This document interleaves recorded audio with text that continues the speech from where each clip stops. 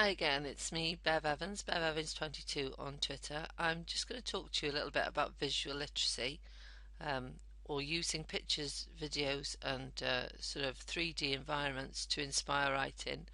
I'm sure lots of you have heard of people like Tim Rylands who use things like Mist and Epic Citadel, but I'm going to talk about a few things that are free and available online that you can use. These pictures here have come from a site called DeviantArt. DeviantArt is an online community where artists can share all sorts of different types of work.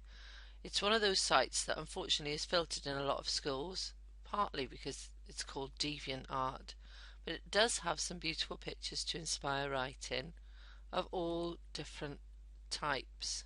Okay, this one reminds me a bit of The Tunnel by Anthony Brown, but you can see they're really beautiful pictures, and you'll find that they're totally different to anything that you'll see anywhere else on the internet. There are some artists in particular that I like using on DeviantArt.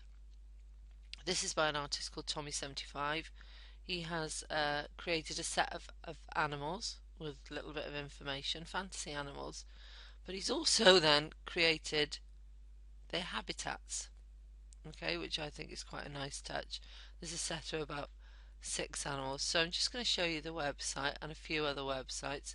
This is what DeviantArt looks like. You can search by different categories. There are all sorts of types of pictures on it. Animations, comic strips, there's some video content, there's some very traditional fantasy type art, fairy tale art, all sorts of different things, lots of manga as you can see. It's well worth investigating and it is free. There are a few other sites that I think might inspire writing that are worth pointing out. This is a site called Tours from Above, okay? And this is a site that uses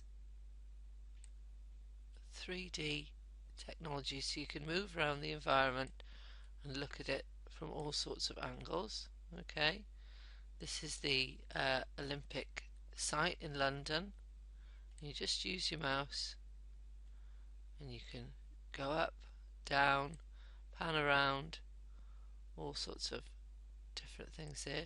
Another site that is free, okay? And finally, this is a site called Panoramas DK, which some of you may have heard of before.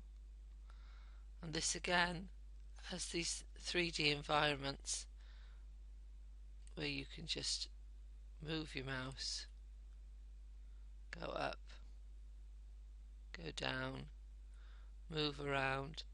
I like this website in school because it's easy to link ideas on this website to your topic work. It has things like the wonders of the world or historical sites and things like that that you could easily use to inspire writing that's linked to your topic.